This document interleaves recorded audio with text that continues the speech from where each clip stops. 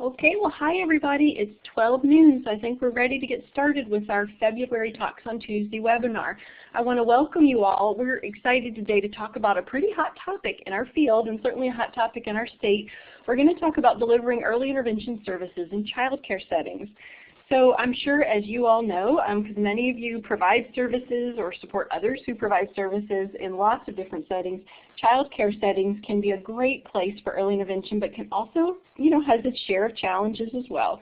So we've designed this webinar today really to be a web discussion because we wanted to provide an opportunity to talk about some of the things that happen in child care settings and really offer an opportunity for all of you to share your expertise. So today we're really going to focus on providing services in child care centers. We won't really talk today specifically about working in family homes, family daycare homes, but many of the strategies we'll talk about today really could be used or adapted really in either setting. We do know that there's lots of possible challenges working in child care settings, and I've certainly heard many of you have shared those with me. Because we have an hour today, we'll tackle just a few today, but we invite you to share your experiences, your struggles, and your successes, particularly the strategies that worked for you in the chat today so we can really learn from each other. We also encourage you to use today's web discussion kind of as a launching point and to continue this discussion with your staff. So maybe you can continue this at your next staff meeting or in some other setting because you have a lot of expertise in your program. And I think sometimes it can be easy to forget that. So when you have that struggle in a child care setting, pick the brain of somebody else you work with because they've probably been there too. So we're hoping today will really lay the foundation for things like how to build really good communication when you're working in child care settings, how to work collaboratively with the staff there. So we want to get the ball rolling, kind of get this discussion started, and we hope to continue it as well. We even want you to stay tuned. We may even explore this topic a little further in a future Talks on Tuesday. Okay, so I want to first just do our quick introductions, and then we want to hear from you all. I'm Dana Childress. I'm an early intervention professional development consultant. I work with the Integrated Training Collaborative through the Partnership for People with Disabilities. And I'm really delighted to have Cynthia Core helping me host our web discussion today. Cynthia, you want to introduce yourself?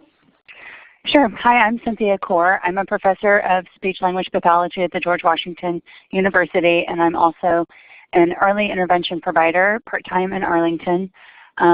And before that, I was in Florida, where I frequently worked in the preschools in my area with teachers and children.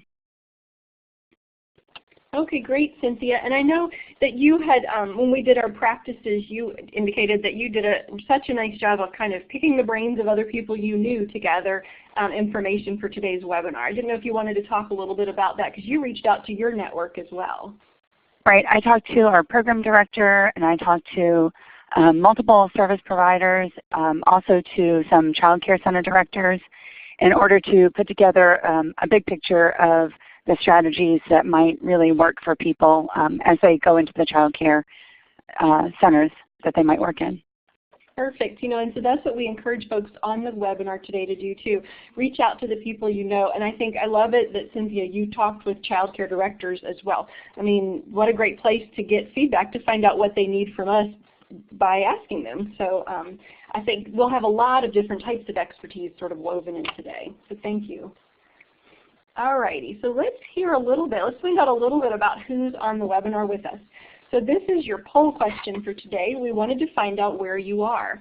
So you can see your answer choices on screen, A through E. In order to access the poll, to give us your answer, you're going to look to the left of your slide.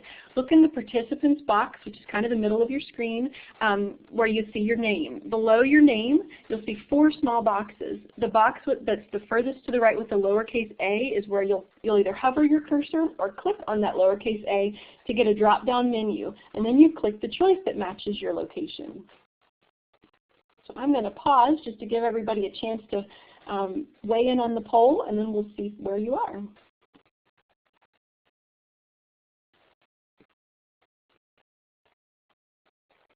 Yeah, you guys have done a really good job getting this done. Jeannie, do you mind publishing the results for us? That was great. Lots of good answers.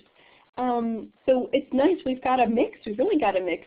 Looks like our largest group is from Central Virginia, but we've got a mix of folks. If you are from outside of Virginia, I'd just be really curious to know where you're from. So if you'll type that into chat, I would just love to know. And we are happy to have folks from our own hometown people and folks all over the place. Mecklenburg County, okay, good, I'm glad you guys have joined us. Mecklenburg has an awesome blog if you guys haven't caught it. They have a great early intervention blog. Athens, Ohio, good, welcome Marianne. And Kyla from Connecticut, great. Well, thank you guys, thanks for joining us. Okay, so our objectives for today. Cynthia and I are really hoping to help you identify ways that early intervention providers can be as successful as possible in supporting the providers and the child in the center-based programs. We're going to do a little review of coaching practices. Cynthia will walk us through that. We're going to share some stories that show some great suggestions, great things that went really well. We'll talk about some challenges, brainstorm solutions with you, and then we'll wrap up with some suggestions for kind of some good strategies for working in those environments. So that's kind of our path we're going to take for today. So I'm going to turn it over to Cynthia, who will get a little more information from you guys.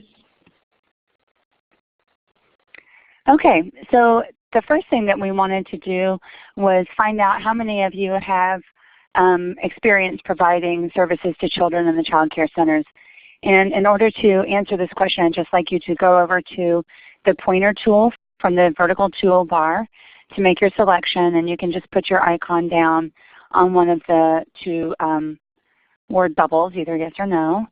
So far we have a couple of people who are saying yes. Lots of people saying yes, more and more people saying yes. And at least one person who does not yet have any experience, but right now it looks like a lot of parents are requesting services in child care centers. So if you haven't had experience yet, then hopefully you get some great strategies here to help you get started. You know, Cynthia, I hope the fact that a lot of people chose smiley faces in the yes means they've had good positive experiences in child care centers and have lots of good strategies to share today. Exactly. Good, and for the people who haven't yet gotten started, then hopefully this is your place to get your ideas. And for people who are veterans at this, then hopefully there are some new ideas here for you too. One of the things that I wanted to find out from people are, what do you think are the reasons that we provide services in child care centers rather than in the child's home? And for this answer, I'd like for you to type a response into the chat window, and it can just be a really brief response. Let's see what people say about that. All right, Bonnie starts us off with saying that by parent request, and for sure this is the most common reason that I hear too. Parents aren't home because they're working, parents are really working, so as a result, this is where the children spend their day.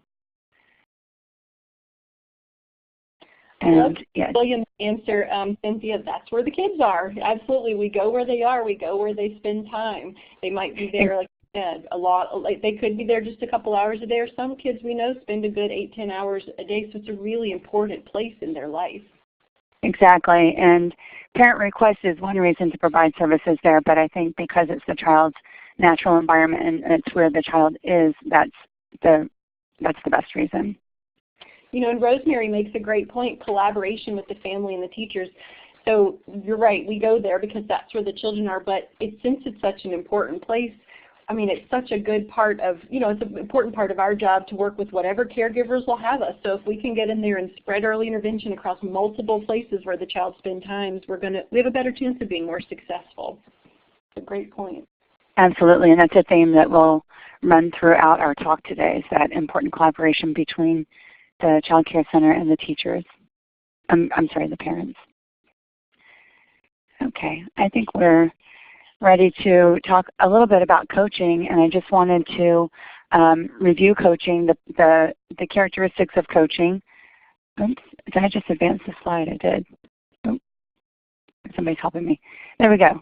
So at the bottom of the screen here you see joint planning, observation, action practice, reflection, and feedback, and these are all the characteristics of coaching, and this is an interaction style that takes place within natural routines. and this is how many of us are currently providing early intervention services. So what we're going to be focusing on in today's talk is how coaching interfaces with providing services in the Child Care Center. Joint planning is just as a quick review of each component.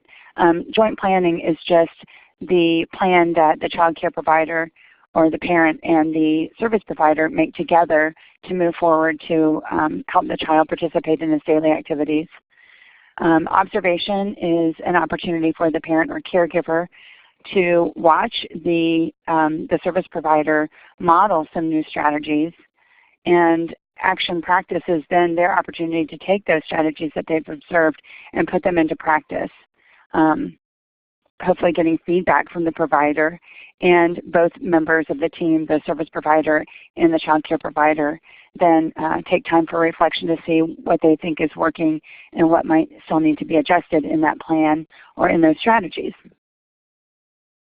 And we're going to post these components of coaching on our websites and several different places today so that we can keep referring back to these and thinking about providing services within that context. And so here's the first example of that. I'd like you to think about what are some of the ways that coaching differs when we use it in child care centers from when we use it in the homes. And you can use your text tool this time to type your answer on the whiteboard. So that's that vertical bar, and you just, the letter A. We'll help you get started there.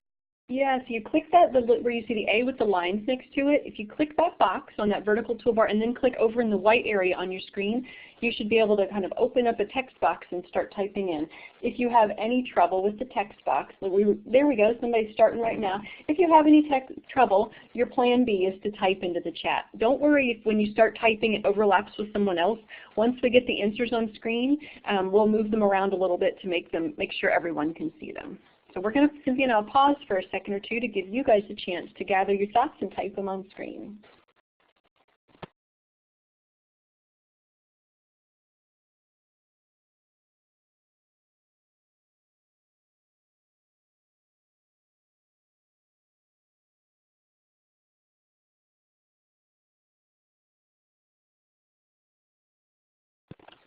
Cynthia, it looks like we've got some good themes going on here. It's interesting, Kate in chat writes, not time for one-on-one with the caregiver. And there's a note I see on screen, the teacher's attention is more divided. So that is a big theme that I know I've heard folks struggling with. And I see in one of the text boxes as well, caregivers have competing priorities, management of the rest of the classroom. And she said often feel like we're pulling them out of their ratio. It's not, if you think about it from the caregiver's perspective, they've got a lot on their plate already, so when we come in, if they don't really understand how we're supposed to work together, it can seem like a big distraction. I see a couple of people who are talking about involving more than the child that you're visiting with, or helping with peer interaction, and those go nicely together, because that is one thing that's unique about this environment, is that the child has his peers with him, he or she. That's a plus, but it can also be challenging. I remember working child care provider, and I was there for a child probably maybe 14, 15 months, and it was hard because I was having 3 or 4 other little ones crawling all over me at the same time. I mean, it's definitely, it's not, you still have to use those skills sometimes when there's siblings in homes, but it makes you use your skills as an interventionist differently. That's right. Here's an interesting comment too. The outcomes are often written for the family's daily or home routines, but then we're asked to go to the child care location to address those home concerns, highlighting the difference that, or the fact that there might be different concerns at home and in the preschool environment. And I think, Jeannie, you and I have talked about how we've seen that go both ways, where a child benefits from the structure of a child care center routine, or also might be thrown off by that structure. Yeah, you know, I see one on here. It's nice to see a positive. Somebody said it's great to see the child in a positive daycare environment. So sometimes, I mean, there's such benefits to having the child there, because you get to see the child behaving differently, you get to see different behaviors, different interactions, which does challenge you to use your coaching skills in different ways. I see another theme, it looks like, Cynthia, for folks talking about there could be multiple caregivers, and that can be a challenge. A child may have a different caregiver in the morning than in the afternoon. I also see some folks writing about turnover, so you may be working really well with one child care provider and then that person leaves and you sort of have to start over again. That's right, and that can happen just even in the same day where you have a morning and an afternoon team, or just different people in and out of the room at different times of day. Let's see. And so somebody writes, we see some children where there are no or few concerns in the child care setting. So kind of like what you were talking about with the outcomes, Cynthia, there could be a disconnect between what folks think at home versus think at the child care center. Or sometimes it's not so much a disconnect, it's just the child behaves differently in one place or another. I remember working with a child that talked like crazy at home, but not a word at child care. So I think, as we can see, you guys have done a beautiful job of putting so much good feedback here on the screen and in chat.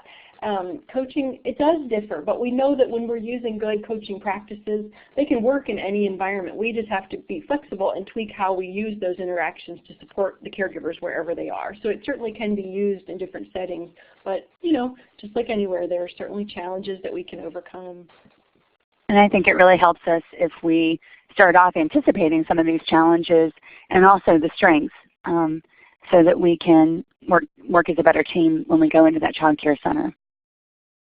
I think that's a great point. If we can anticipate and prepare the child care center for us coming, that'll make a big difference. I know you're going to talk about that a little bit today.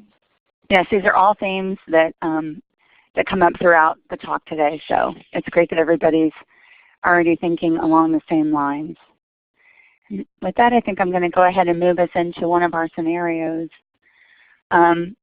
So what I want you to do as you think about this story, or as you listen to this story, is see if you can jot down a few notes just for yourself about things that you hear as I tell the story about what went well in this particular situation.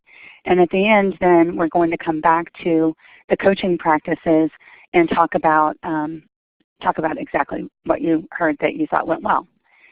So this first case that I'm talking about today is a 2-year-old child whose parents wanted him to be seen at the child care center that he attended from early morning to late afternoon.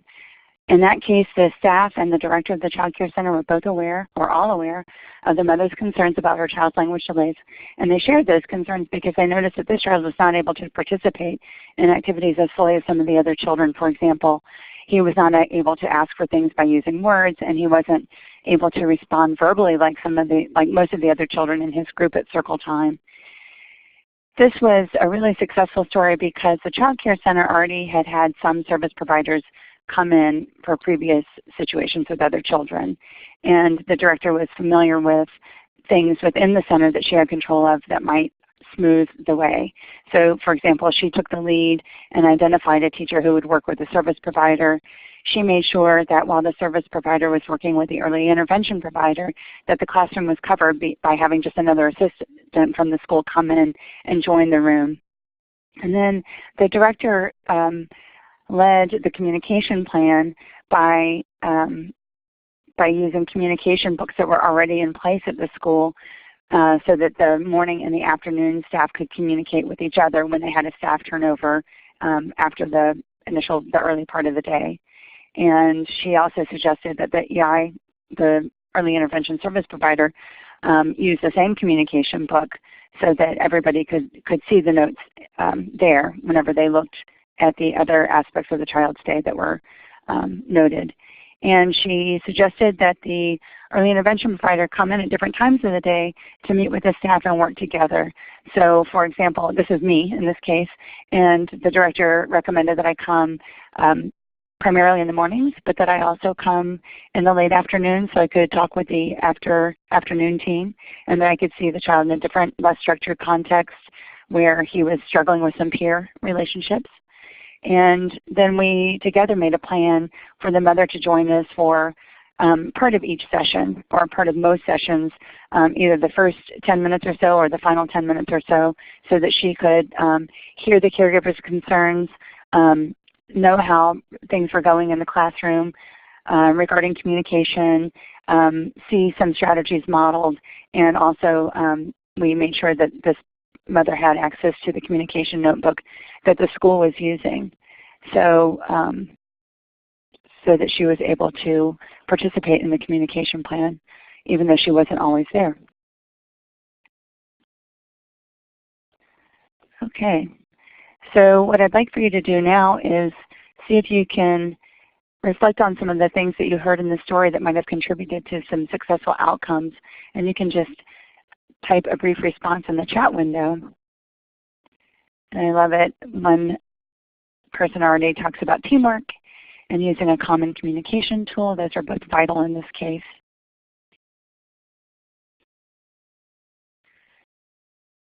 The plan up front was absolutely key, and making sure that we kept the parent in the loop of communication really helped. I love Fairfax's comment, Cynthia, about buy-in from the director and the teachers. It sounds like sort of the foundation was really laid really nicely before you went in. Everybody was on the same page. It was, and it made me feel like I was just walking into a team that was already working. Yeah, that I wasn't having to create it from scratch. Yeah, and even I see Norfolk commented support from the director for additional staff during visits. I bet there's more than 1 or 2 people on the webinar going, wow, I've never had that happen. And I have it there as when I was providing services, but what a fantastic thing for the director to make room in the schedule so that that hour is covered. I think that's a fantastic, just a fantastic method to kind of make sure the teacher gets what she needs when you're there. And to be fair, it wasn't always the full hour, so there were times when I would come in and start getting set up, watching the child participate in his routine, and then the teacher would join me as the extra help came into the room. And so it didn't have to be the full hour sometimes either. Yeah. Yeah, any bit of help for that is a great resource. I see Mary Lou Wright the staff shared the parents' concerns, and we mentioned that earlier. That certainly makes things easier when everybody is kind of, again, on the same page about what we're working on with the child and what the goals are. And Brandy comments too that having a center where the staff and director are used to service providers being there, that really did seem to be important in this case, because I think perhaps the director and teachers had seen other children benefit from services, and they wanted to be able to help provide that opportunity for this particular child. But this is also something that I had heard from other child care center directors, that in preschools or child care centers where there's more staff training and where there are more professionals who come into the school and interact with the staff throughout the year, not just when services are being provided, that those staff members seem to be more open to open communication, honest communication with the service providers as well. Kate writes an interesting comment. It would be great if Daycares actually took us that seriously. I think that's probably something, Kate, a lot of people feel. And there's whenever your program can find opportunities to really get to know the daycare staff, to, like Cynthia was just saying, get in there, be a collaborative partner with them, even when there aren't children there being seen. I know some of the programs where I worked, we would reach out and do screenings, partner with Daycares to do developmental screenings with the parents' permission, and it really helped build a relationship so that when we did have a child in the center that we needed to come in and see, we were familiar, we'd work together. So there's lots of ways to try to help that along, and sometimes those strategies happen when we're not even actually seeing a child there. So I think your feeling is probably one others have felt as well. Absolutely. Okay, I've got one more story that I'd like to go ahead and move on to. And this one, sadly, is a slightly less successful story. And again, as you're listening, I hope that you'll take a few notes to help you think about why this scenario just didn't come together in the same successful way as the last story that I just told you. In this case, this is a young child, an 18-month-old, and he had just moved from one classroom to another. So he was in a classroom with new teachers who really weren't familiar with him, didn't really know his family, his history, and the communication between the classrooms in this particular school wasn't really very good because the teachers in the new classroom weren't aware of the concerns that the teachers in the previous classroom had had, even though they were just down the hall in this case. Probably like in a lot of cases, the IFSP goals were designed by the mother around the home routines, and they weren't shared with the child care center staff. The staff was more just told that the service providers would be coming in to help the child with communication. The director was on board with services being provided in the school, but in this case she just scheduled the provider's visit time without really consulting with the teachers. So she had me come in at lunchtime, and that I can tell you was not the time that the teachers would have picked if they were choosing their own time. These teachers had no experience working with service providers previously, and this is a model that was very unfamiliar to them. This child was struggling in the classroom and frustrating these teachers, even though he had only been there a short time. They were really just getting frustrated with his behaviors in the room. He mainly sat on his own. He cried almost throughout the whole day when he was awake. And the teachers were more concerned with his being able to adapt to the new room and, for example, being able to drink from an open cup as the other children did in the room, and or sit through circle time without crying and needing extra support from the teachers, or be able to participate in some of the play activities with other children. And they really didn't view these as being part of communication skills that he needed help with. And what they thought that he needed was just time to adjust to the new room, and that he would be fine if we just let him have that time to settle in. And as I mentioned before, these teachers just weren't familiar with the coaching approach to intervention. So now, if you could go ahead and enter some comments into chat about what you think really didn't go well in this particular scenario, then we can kind of go through those together too. You can just go ahead and type that in the chat bar.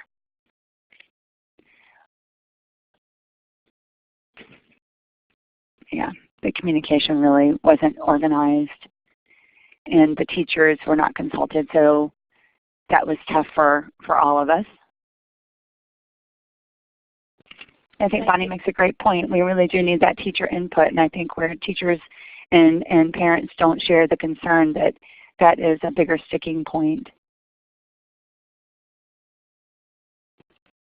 Yeah, I think that Arlington makes a great point. When there's a differences between the priorities at home and the child care center, it really can make it more challenging to figure out what you're supposed to do and to feel welcome in that environment. So it's really up to us to figure out how to bridge that gap.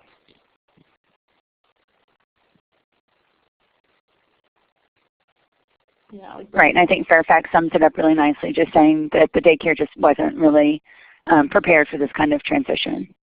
Mm-hmm. So it really was two things going on. This little guy was transitioning to a new room, and he was having early intervention services come in. So it's kind of a lot going on for those teachers that were receiving this child into their room. That's right. And Brandy hits on this really important point again about this, hits in more on shared concerns. So the teachers were unaware of the parents' goals. But even when we told them that the parents wanted the child to be able to participate in the classroom more, again, the teachers just reflected back and said, well, he just needs more time to settle in, and then he will. So again, the teacher's not really understanding the level of the parents' concerns, but also not really understanding the role of the service providers in helping that child get through that transition so that he could participate. Absolutely. So I think, Cynthia, we could move to our next question to help folks. We would love to hear you all think about what would you do then. Whoops. I think we both did there. Oh, we did. Yeah, that's okay. So if we think about how could we as early intervention providers help the parents and the child care providers both be involved and both be connected toward working for the goals, toward the goals for the child. So we'd love to have your suggestions. How could we do this differently? Yep, just like somebody started, you can type on screen on the notebook there. I love it. Require an IFSP review with the family and the child care provider. It'd be great to do that before they even get out there. I see some folks, looks like they're starting to type in chat. So either place chat or on screen, go ahead and type your suggestions. I really like the idea of the IFSP review between the family and the child care provider and the service provider and the service coordinator all together, so that everybody has at least one moment to sit face-to-face and understand the level of concern by all the members of the team, and maybe help the parents understand how the child performs differently in the room from at home, and vice versa, so that the child care providers understand what the parents' concerns are in the home. Yeah, and then they can use that information to kind of work together towards goals. I mean, some of the outcomes may be the same in both locations. There may be different outcomes for a different location. You know, what may be a struggle for the child care provider might not be for the parent, but we still want to support the child care provider. So if everybody gets to sit down together and talk about those goals, that just really makes a lot of sense. That's right. And I see emphasizes the importance of the service coordinator. You know, we're sort of are tackling this topic from the service provider's perspective, but the service coordinator can be really important in getting everybody to collaborate, kind of pulling the team together, and then the team including that child care provider. Definitely, that service provider really does play a key role. I see Brandy and Fairfax both talk about goals and from slightly different perspectives, so that Brandy is suggesting that both parties, parents and caregivers or teachers, communicate about the goals, and Fairfax takes it a little step further and says just go ahead and develop joint goals. It looks like Fairfax also said we could even take a step back and include the daycare priorities during the assessment for service planning. So I love it. If we can get everybody together on the same priorities and goals and outcomes, even on the child's development earlier on in the process, I think that would make for a more collaborative IFSP. That's right. Interesting strategy on the screen. Somebody says, I've created a board in the classroom where the mother could see and the teachers, so kind of have a single place. It sounds like that'd be a great place to post your joint plan. That's an interesting idea.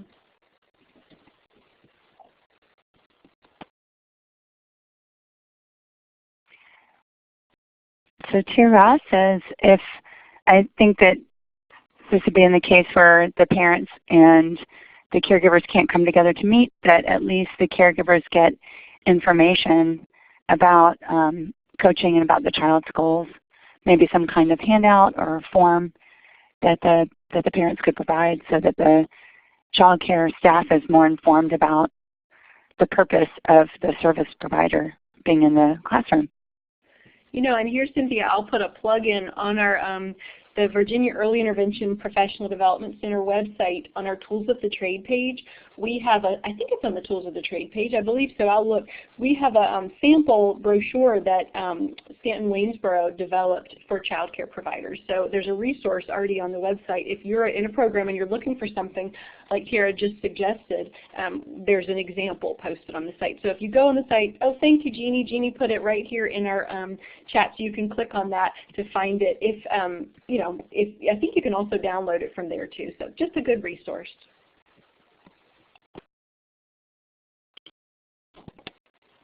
Okay, Cynthia, I think we could probably move to talking through some more strategies. Yeah, there we go. Sure. So right now I want to give you just a few strategies, things to think about if you're getting started with a new child in a child care setting. And I think all the good communication begins right at the beginning. And as lots of people pointed out, getting everyone on the same page from the beginning is one of the key strategies that we can use. This ensures that we're all communicating, everyone understands each other's concerns, and we know what the process of coaching in the child care center is going to look like, how the parents will find out what happened during the day, and how the teachers will communicate with one another within the school. One key person who's at the center of getting all this off to a good start, of course, is a service coordinator. And that person could play a key role in making sure that the director of the child care center and that the staff really understand what coaching services look like, what's needed from teachers during times when the service provider will be there using coaching practices. We saw this great suggestion from some of our participants today, going ahead and writing the IFSP at the child care center so that the concerns are reflected in the IFSP document. And that would be, so the child care center's perspective is is addressed, and also so that the parents' concerns are addressed. And probably one of our most important things that we can do is developing an ongoing communication plan for the teachers and the parents to stay connected. And this can look many, many different ways. We had one participant suggest using a board at the school with the plan, maybe for the week, so that the teachers can just glance up and see it, so the parent can see it when they come into the room. And all kinds of variations on that theme seem to work, whether it's a communication binder that the schools already use, that the teachers look at for different times of day to see what, for example, when the teams switch off, to see what the child's morning was like, or if the child had some difficulties at home that morning or the previous evening. Or it could be something like I suggested earlier, where the parents come into the room for part of the session with the coaching service provider, so that they can see what coaching looks like in the classroom and see what their child is actually doing in the classroom. And another plan that's worked well for me in the past is to alternate sessions, providing one session in the home and another, the next session then in the daycare center environment. All of those have really seemed to work. So I think if you can get some of these key components or key strategies on board from the beginning, that things seem to go more smoothly. Absolutely. Thank you, Cynthia. So next where we're going to go is we want to throw out another situation for you. And this situation is another challenging situation. This is sort of a what would you do situation. And in this one, we want you to put yourself in the place of the service provider making the visit. So, you know, as you guys know, we can have great communication, we can write goals together, we can put all these great things in place and still walk into a classroom and things go south. Or even maybe they don't go south, but we just don't really know what to do. So as you listen today, similar to what you've done before, I want you to kind of jot down a note or two about what you hear. And I want you to particularly be thinking about what would you do in this situation? How would you deal with this situation to try to improve it so that you're able to provide the support that you're there to provide? So, okay, so maybe you've been in this situation. I need like a drum roll for this, right? Okay, so you visit Alice at her child care center when her class is having water play time. You notice that Alice is lying nearby on the mat with some toys around her rather than participating in water play where the other kids are. When you ask the teacher about this, she says she doesn't really know what to do since Alice can't crawl to the little tubs, the water tubs on her own yet, and when they try to sit her up by herself, she often falls over. So they've really done the best they could. They've put her in a safe place to play with toys around her. The teacher says it's hard to help Alice sometimes because she and her assistant are just so busy with all the babies in the room. She also says that she's pretty sure Alice will sit and crawl when she's ready. So if you were the service provider, or maybe even the service coordinator in this situation, what would you do? So I want you to be thinking about how you would use coaching practices in this situation to help the child care provider really facilitate Alice's participation. So let's think about that.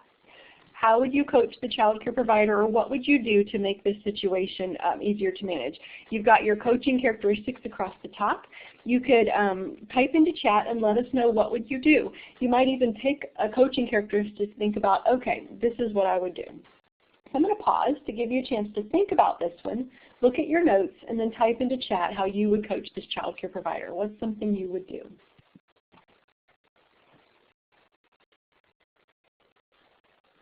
I know this is just like a lot of our situations in childcare, a little complicated. There's more than one facet to be managed here.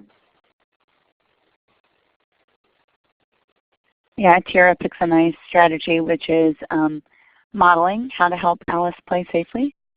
Mm-hmm. And that's our action practice.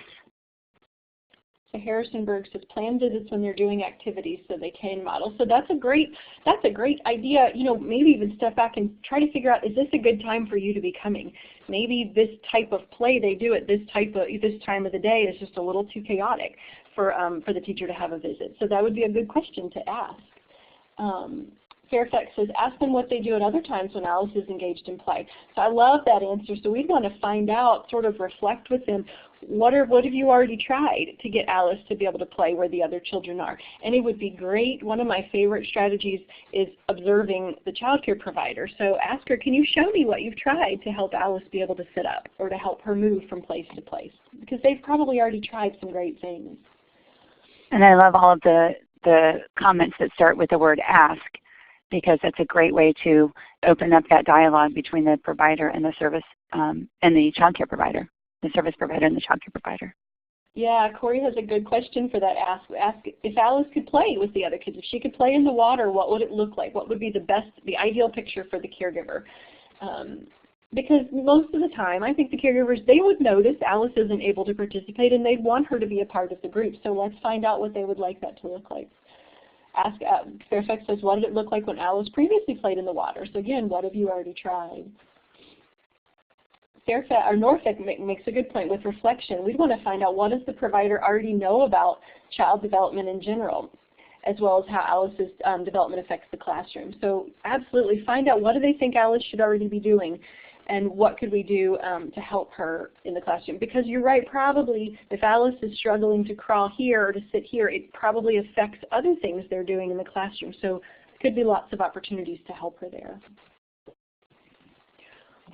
Absolutely, and this is something that Dana and I have talked about a good bit, that the child care providers really might not know what Alice's potential for participation looks like, and they might think that it just looks like whatever she's doing right now, and not understand that with a little support, maybe some different positioning or something like this, that she really could participate more fully. Or of course we don't know that. We would want to ask. Maybe they have already tried a lot of things that we might be ready to suggest. Yeah, so that's why it's so important before we jump in with suggestions to find out what they've already done. Absolutely. And then if they can show us what they've tried, that's our opportunity for feedback. We can that's where we get that collaborative back and forth going to find out, oh, here's what you've done, that's great. How could we change it or tweak it or use it in this situation to help Alice be a part of the group? Yeah, just like Arlington says, brainstorming, how to give her the support she needs in a way that the teachers are able to do what they need to do as well. Great. Right. Sometimes it's a compromise between what they're able to do and what would be perhaps a little bit more ideal. Absolutely. So being in a situation like this with Alice really requires a service provider to think on your feet. And so thinking on your feet, we need to feel confident in our coaching skills so that we can do that. So let's talk about a couple of strategies related to those coaching characteristics that we can try to use if we were in this situation. So we've talked about some of them. We've certainly talked about this one here, ask what you've tried. I think that's a great one, a great strategy, a great place to start. We've talked about observing and using your show me. Ask the teacher, would you be able to show me what you've tried? Now, or maybe the assistant can show you. That might be one that you'd really have to ask for because they could be in a situation where they're changing diapers or doing other things, so you might have to wait. But asking for them to show you sort of respects their expertise and helps them know what they're already doing is important. Ask for permission. I don't know if I saw this one in the chat, but this one is an important one because before we do anything, we are a guest in that child care provider's classroom. We would certainly want to ask for permission before we offered strategies. We'd ask for permission before we modeled. We might even want to ask, we're assuming she wants this to be different. The teacher might be very happy with Alice playing on her mat by herself. So we'd certainly want to ask first, would you be interested in us talking about ways to help Alice be able to sit to play? So we'd want to think about if the teacher is okay with that. We'd certainly want to, if we're able to in that situation, coach while the child care provider practices. So yes, we might model, but if we have the opportunity for the child care provider again to show me what she's doing and then ask for permission, so while she's showing, say, can I then help you walk through some ways that we could maybe help Alice sit a little more stable? You would use your coaching words in that situation probably better than I just did. But you'd want to be, if you can coach in the moment while the child care provider is practicing, that's the best way to teach her. Then you'd want to reflect, provide feedback, and certainly ask the child care provider to share feedback as well. Ask her how that felt. What did you think about what we just did with Alice? Is this a strategy you would be able to use when I'm not here? We'd want to kind of dig in and get an idea of what she thinks because it really matters. And then, of course, we'd want to spend some time planning. So once we've got a good strategy, work towards that joint plan where we can come to an agreement about what the child care provider is comfortable doing in between visits when we're not there. And just like Cynthia said before, all of these strategies, how we use our coaching, I think it's sort of one of our underlying purposes is to help that child care provider see the child's potential and develop that child care provider's capacity to support the child all the rest of the week. So these are just sort of some examples of how we can weave coaching into that classroom setting. I did want to mention to you, Cynthia and I have been doing a lot of thinking about this and have certainly heard from people that there's so many different challenges that happen in the child care classroom.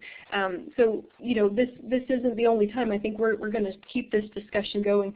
But I wanted to let you know I posted on the Early Intervention Strategies for Success blog today a blog post about what do you do when the teacher wants you to pull the child out of the classroom.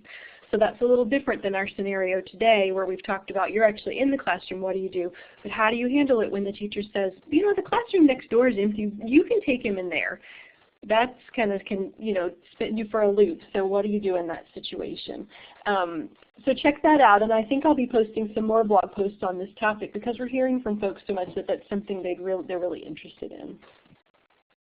That's a great idea, Dana, and I know that we've gotten some feedback from other participants on different occasions before that people really do want some specific strategies, and I think the ones that you gave just now on the slide that we're all looking at together are really foundational.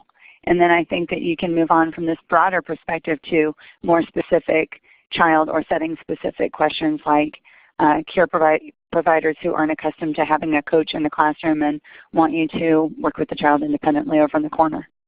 Yeah, oh, definitely. And I would invite the folks on the webinar today, if you will email me your what would you do situations, I would love to have them. I'd love to invite you to share any strategies you've used. I think this might be a series we could develop on the blog to provide some support out there. So feel free, you'll see my email at the end. If you have an idea or a suggestion and you want to send it to me, I would love to explore it further. So thank you. Great idea. Jeannie's on top of it. She's got the blog link and my email on there. Thank you, Jeannie. Wow. So to kind of start our wrap up today, we wanted to show you a little Wordle today that just kind of hits on some of the key concepts we've talked about today. And we have felt, and through your, it's nice that this Wordle matches up with your comments in the chat too. It seems like to make sure we have good success, communication and collaboration are key. So you can see lots of other words in here: flexibility, planning, working with the parents, using coaching, supporting the providers and using intervention strategies. We could have added lots to this Wordle, but we think when it all comes down to it, building that communication and that collaboration is really what makes this successful.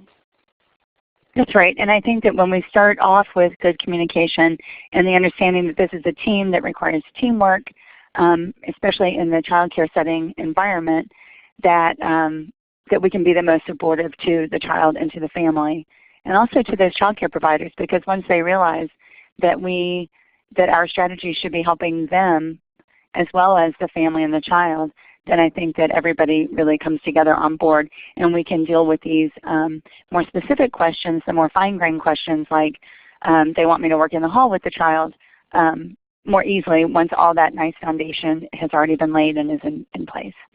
Yeah, I think you make a great point there, Cynthia. When they want you to work in the hall or they want you to do something that you know is contrary to good early intervention practice, sometimes that can kind of come down to, do they understand why I'm here? Do they understand my role? And do they understand their role in early intervention? So building that communication at the beginning and helping them understand how early intervention works, and then working together to figure out how to make it work in the classroom is part of that collaboration. So we wanted to wrap up today to give you all an opportunity to type into the chat, what are some of the takeaways that you, what are some of the takeaways that you have heard today, some ideas that you would like to try, or if you have a great strategy of your own that you found works really well in the child care setting, type it into chat now.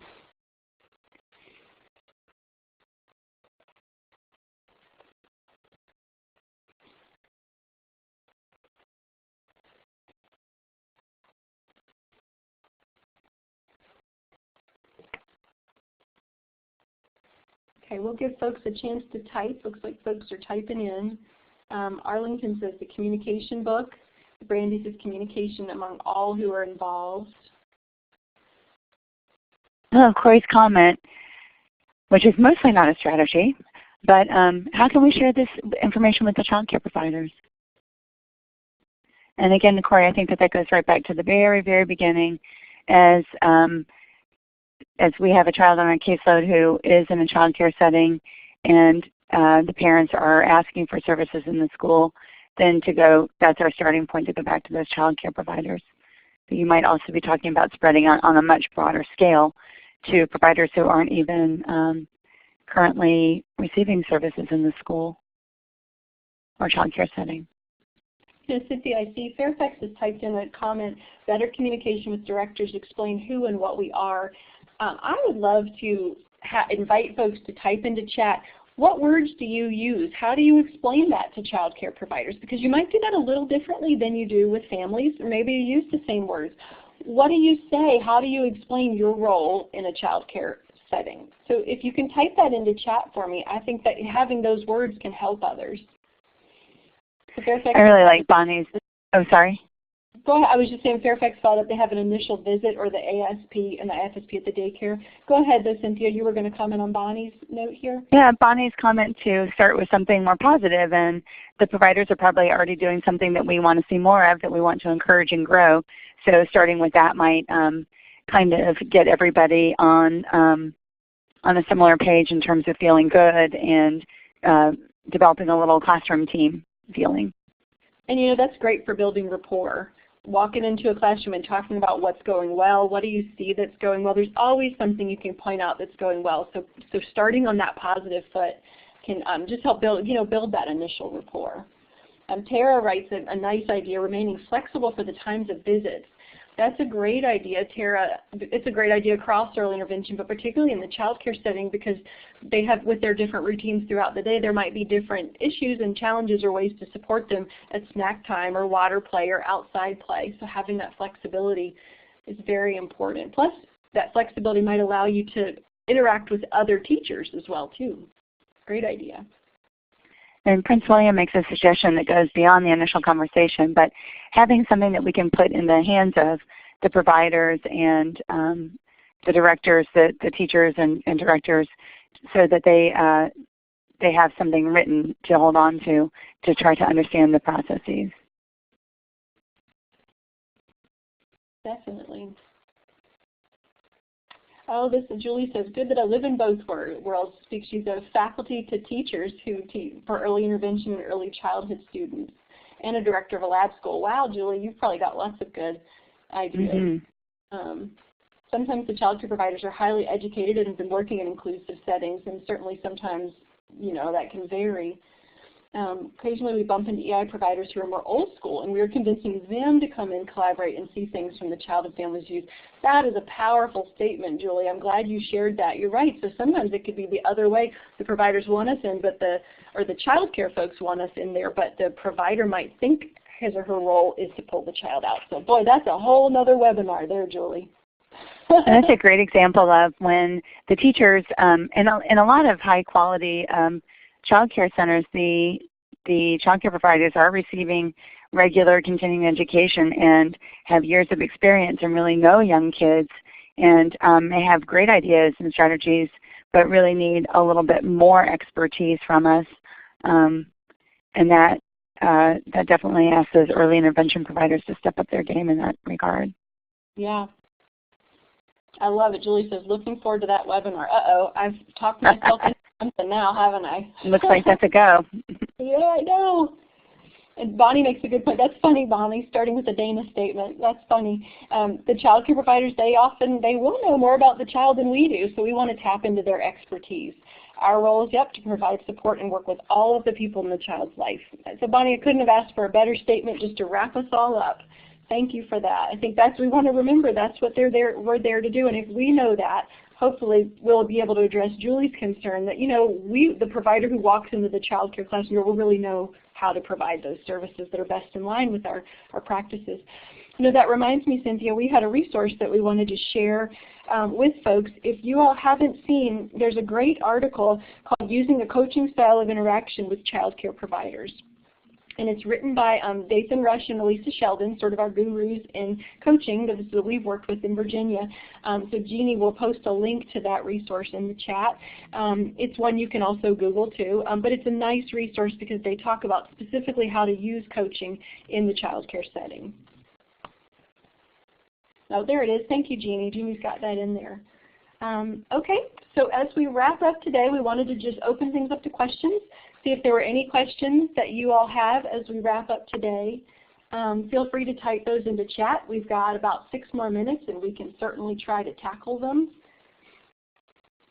While folks are typing into chat, I just wanted to let you know that wanted you to stay tuned not only for more blog posts on this topic, but for possibly another webinar or web discussion, because as Cynthia said, we've really been tossing around the idea that maybe we want to dig a little deeper and talk about some more specific situations. So so just stay tuned. There could be more information coming on that in the future. Okay, I see some folks are typing in.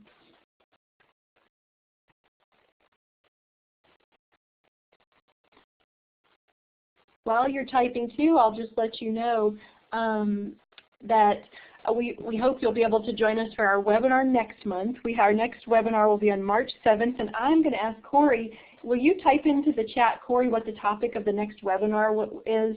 I don't want to say the wrong thing, and I know you're here, so if you'll type that in, just let people know that'll be on the 7th. Okay, while Corey's doing that, we have a comment from Fairfax. How do you work in daycares when the providers have very limited time, understanding, or abilities to work collaboratively with you? So how do you do that? Okay, well, why don't we take that one first? I don't know, Cynthia, if you have a strategy to add for that, because that's that question, we've kind of touched on it today. It is hard when they have their time and their abilities to work with you are just stretched. Yes.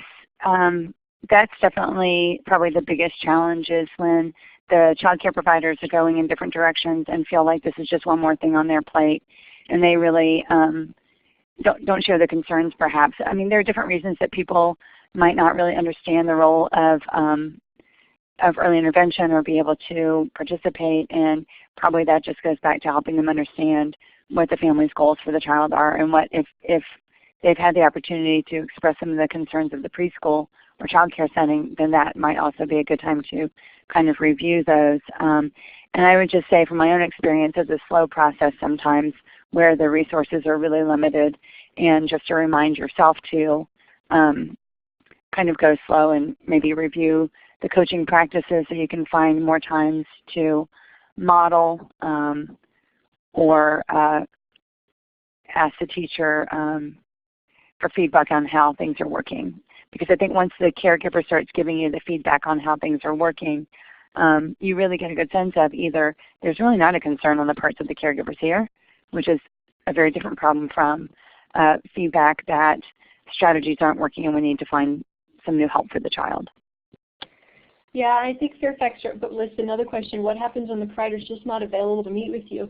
And I think that's a good time to pull that service coordinator back in and talk to the family, because we would need to figure out, is this the best location for intervention? And I know that opens up another can of worms for if that's the only way families want the intervention is at the child care provider, but they're not able to work with you. That certainly is a complicated situation, but I think as a service provider, we want to kind of step back and look at the IFSP, because if we can't address the goals in the environment, then we need to think about if there's another alternative plan. I think we'd also want to take time to build some rapport with that child care provider, because helping them understand why we're here and how we can help them. If they really don't understand that, or really, I think when a provider really values you coming, they can typically find a way to work it in. Even if that's right.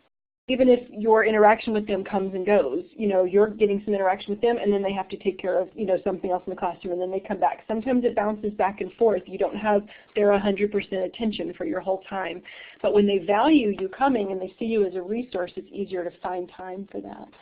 That's right. And I think this ties back to something that often comes up when talking about the coaching model is that you can get into your comfort zone. I know Leah in Arlington has talked about it with her team recently, that your comfort zone might be providing the suggestions and strategies and the coaching and getting the feedback from the parents or child caregivers, but really there are a lot of other characteristics and components of coaching as well. And we might need to get into some of those other areas a little bit more. Yeah, I think you guys have really made it clear what you need in here. You need some support on how to handle when you're really in difficult situations. Like Kate says, I need to hear more about how to handle non-cooperative daycares, the ones where they really just don't understand. So we hear you for sure. I think Fairfax raises another question. What about, is it okay to do direct therapy, really work with the child while you're building that relationship? So these are all great ideas for us, and we're going to bounce them around after this webinar today and think a little bit more about where to go if we do another web discussion on this topic, because I think it certainly is needed. You've certainly let us know that. I don't know that we have all the answers. Oh, it's 1 o'clock, but I don't know that we have all the answers today, but we are hoping to start this discussion, and we encourage you guys to continue this discussion where you are. Certainly good things for us to think about as well. Yeah, here we have our email addresses for Cynthia and I, so feel free to send us more feedback like this, and we'll explore it, do a little bit more thinking. We're also happy, if you have a situation and want to email us individually, I know I'm happy to try to brainstorm and problem solve with you. I'm sure Cynthia is as well, so feel free to reach out to us after the webinar. I want to wrap up by letting you know after the webinar today you'll receive a survey that'll come by email. Once you complete the survey, you'll have access to your certificate of attendance for today.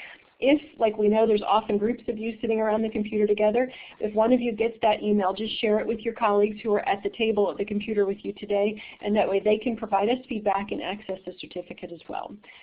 So just to wrap this up, thank you so much for all of your participation today and your feedback on what you still need. We definitely hear you, and we'll take that into account as we do future planning. And thank you so much, Cynthia, for joining the web discussion and helping me host today.